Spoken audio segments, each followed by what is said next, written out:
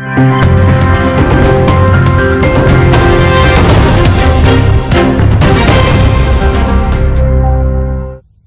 Doctor Vikas Gupta, critical care consultant and director in aureus hospital. Aureus hospital and research centre की बात करें, यहाँ पे कौन-कौन सी फैसिलिटीज प्रमुख तौर पर पेशेंट की अवेलेबल? ऑरियस हॉस्पिटल एक मल्टी सुपर स्पेशलिटी हॉस्पिटल है। यहाँ पे लगभग सभी प्रकार की सभी बीमारियों का इलाज संभव है। अभी रिसेंटली हमने किडनी ट्रांसप्लांट के प्रोसीजर को भी शुरू किया है। एक पेशेंट हमारा अभी 2 दिन पहले ही डिस्चार्ज हुआ है किडनी ट्रांसप्लांट का, तो एक किडनी ट्रांसप्लांट की फैसिलिटी एड ऑन हुई है। इसके अलावा सर से लेकर पैर के नाखून तक सभी बीमारियों का, शरीर के सभी हिस्सों का इलाज होता है। न्यूरो सर्जरी, ट्रॉमा से related surgeries, orthopaedic surgeries, euro surgeries, cardiothoracic surgeries, cardiology से रिलेटेड सारी बीमारियों का ट्रीटमेंट होता है अपने यहाँ। Best of the class critical care unit है अपने यहाँ। लेप्रोस्कोपिक बेरियाट्रिक सर्जरीज होती हैं अपने यहाँ पे। पीडियाट्रिक ऑर्थोपेडिशियन है अपने यहाँ पे डॉक्टर अंशुल चड्ढा, वो बच्चों का जो हाथ पैर टेढ़े होने की बीमारियां उसका इलाज करते हैं। तो इस प्रकार से लगभग सभी सिस्टम्स को अपन वो ट्रीट करते हैं। अपने यहाँ डायलिसिस की फैसिलिटी है। जैसे मैंने बताया किडनी ट्रांसप्लांट होता तो डेफिनेटली डायलिसिस की फैसिलिटी है। अपने यहाँ पे फुल टाइम गैस्ट्रोएंटरोलॉजिस्ट हैं, तो पेट से रिलेटेड जो भी बीमारियां उनका सभी प्रकार का इलाज होता है। कॉम्प्लिकेटेड बीमारियां उनका इलाज होता है। हॉस्पिटल मैं आप सभी का स्वागत करता हूं। आज यहाँ पे हम वर्ल्ड मलेरिया डे के विषय में डिस्कस करने के लिए एकत्रित हुए हैं। वर्ल्ड मलेरिया डे 25 अप्रैल को हम सेलिब्रेट करते हैं। इसको हम इसीलिए सेलिब्रेट करते हैं, स्पेसिफिक डे इसके लिए अलॉट किया गया है गवर्नमेंट की तरफ से कि इस बीमारी को हम पूर्णतः एरेडिकेट कर सकें, इसको पूर्णतः खत्म कर सकें। जैसे कुछ बीमारियां, फॉर एग्जांपल पोलियो और स्मॉल पॉक्स, इनको हमने भारत सरकार के सहयोग से हमारे कंट्री से पूरी तरीके से एरेडिकेट कर दिया है। अभी ये बीमारियां हमारे देश में नहीं होती। वैसे ही सरकार का और स्वास्थ्य कर्मियों का सबका ये प्रयास है कि हम ये मलेरिया जो बीमारी है इसको हम पूर्णतः खत्म कर सकें।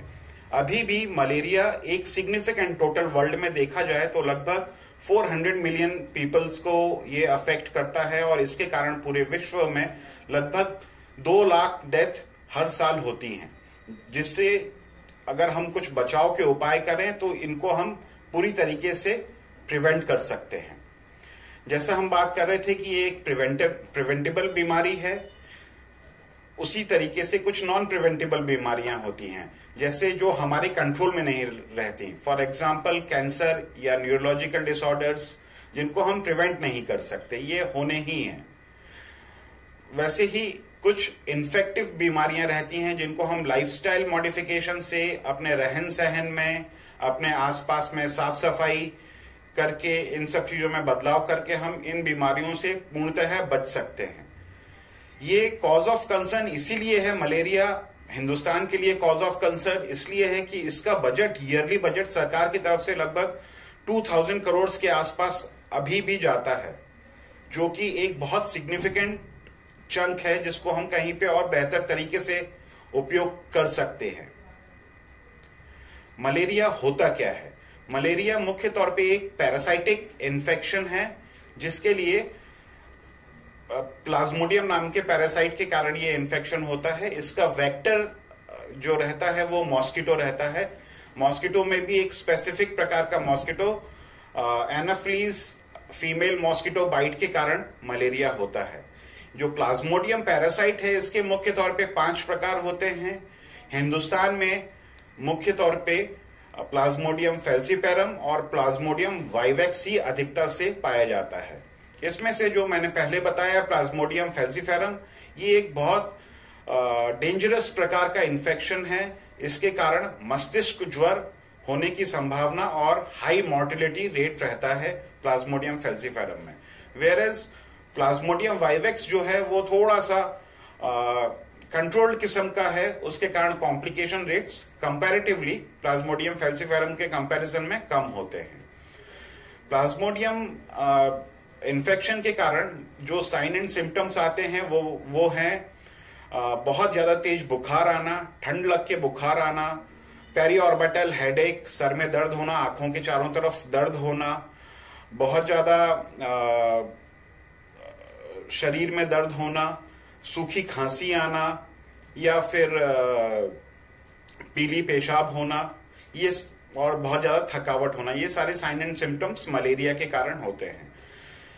अगर एक्चुअली फीवर जो है एक बहुत ज्यादा डिफिकल्ट डिजीज है ट्रीट करने के लिए, क्योंकि उसके लिए एन नंबर ऑफ रीजंस हो सकते हैं फीवर कॉज करने के लिए। तो सबसे इंपॉर्टेंट है कि उस स्पेसिफिक रीजन को आइडेंटिफाई करना और उसका टाइमली ट्रीटमेंट करना, वो इंपॉर्टेंट है।